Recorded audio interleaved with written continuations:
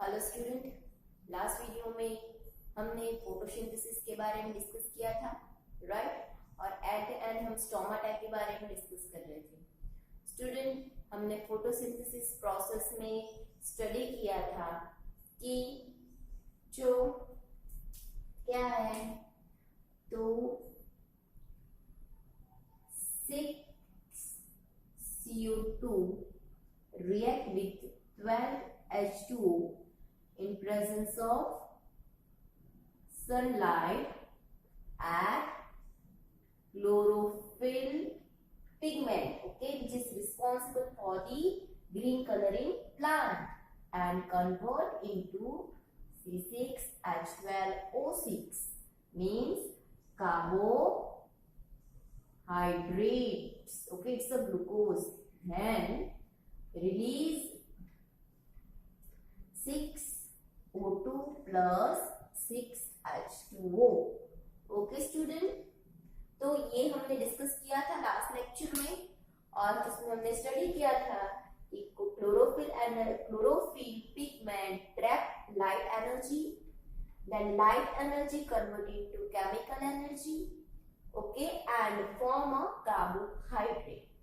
ये हमने photosynthesis process study की थी कि किस तरह से ऑटोट्रॉफ इस तरह से ये प्रोसेस करके अपना फूड खुद प्रिपेयर करते हैं। बाद में हमने स्टूडेंट डिस्कस किया था कि ये जो CO2 है, राइट, तो CO2 प्लांट के अंदर कैसे आता है।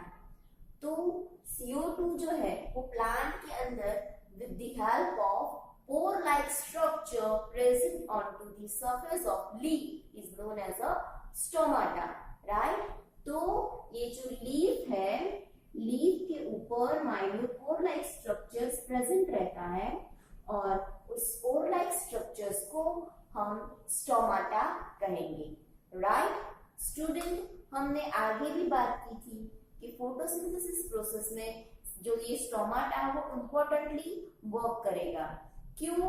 क्योंकि ये जो पोर लाइक स्ट्रक्चर्स है, राइट, ये जो पोर लाइक स्ट्रक्चर है ये पोर कब ओपन रहते हैं, तो जब ये जो स्टोमाटा को हम थोड़ा एनलार्ज बनाते हैं, ये जो सेल है, okay, this cell is known as a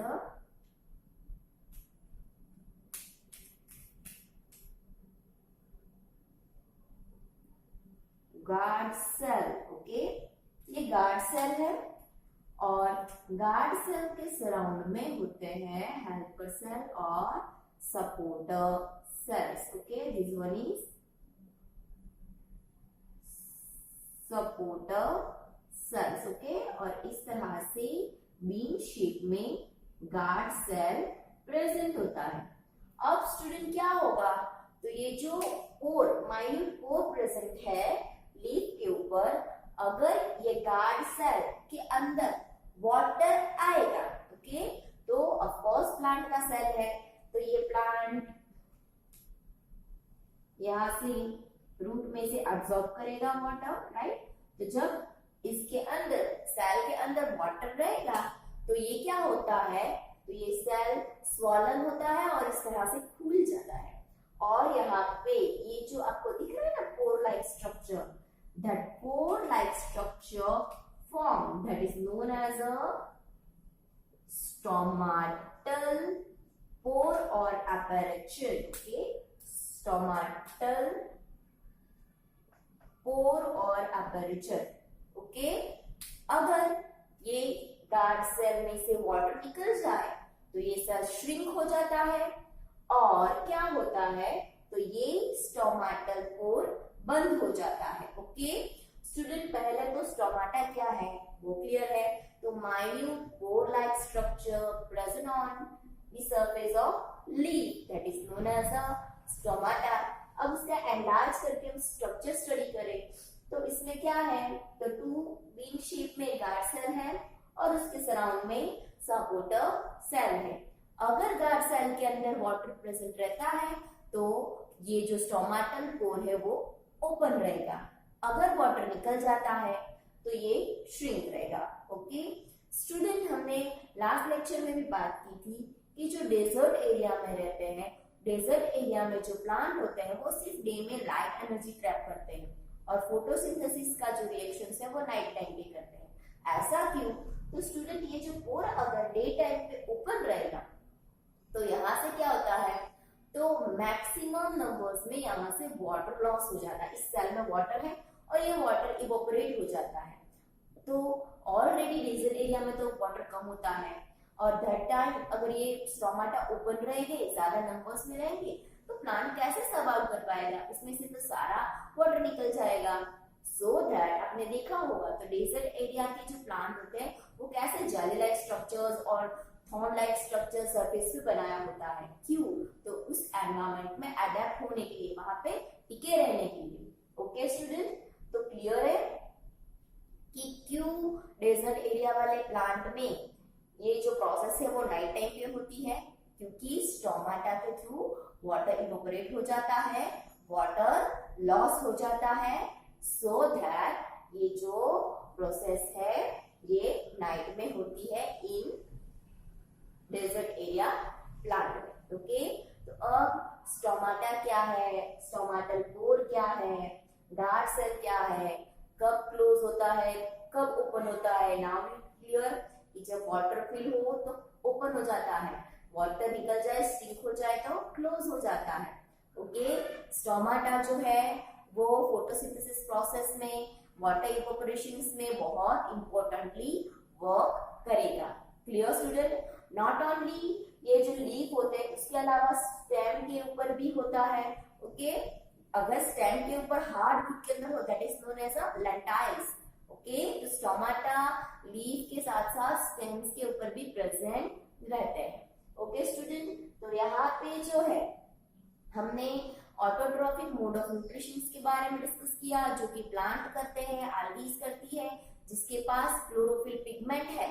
okay, वो अपना फूड खुद प्रिपेयर कर सकते हैं। और फोटोसिंथेसिस के बारे में सीखा, फिर स्टोमाटा के बारे में सीखा।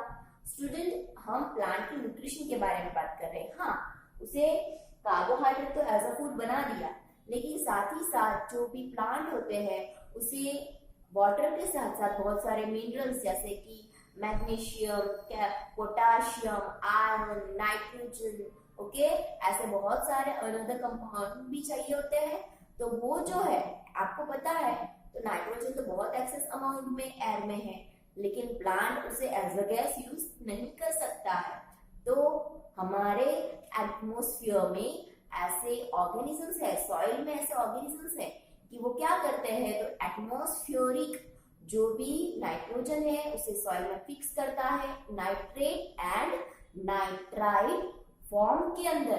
देन प्लांट जो है ये मिनरल्स सॉइल में से एब्जॉर्ब कर सकता है और लीफ तक पहुंचाता है। ओके स्टूडेंट, तो प्लांट के न्यूट्रिशंस के बारे में हमने यहाँ पे डिस्कस किया हुआ है, जिसमें वो सनलाइट की हेल्प से फूड बनाता है, साथ ही साथ रूट्स के थ्रू मिनरल्स जैसे कि आयरन, पोटाशियम, मैग्नीशियम, नाइट्रोजन जैसे अनदर मिनरल्स भी एब्जॉर्ब कर लेते हैं और अपना लाइफ जो भी है वो सस्टेन करेगी। ओके स्टूडेंट, तो यहाँ पे जो है autotrophic mode of nutrition clear है, स्टोमाटा क्लियर है।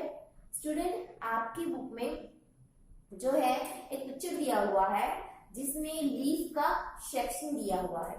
लीफ के सेक्शन में आप देखोगे तो इस तरह से बहुत सारे, पहले तो अपर लेयर दिया गया है, यहाँ पे एक बोर लाइक स्ट्रक्चर बनाया है।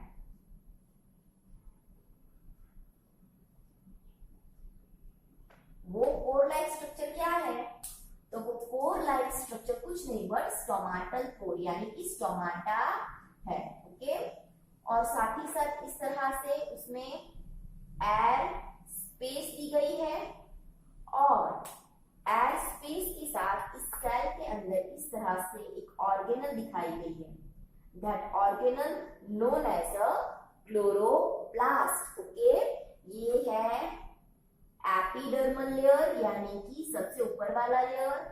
यहाँ पे ये जो मैंने ब्लैंक दिखाया है ना, ये स्टोमाटा है, स्टोमाटल पोर।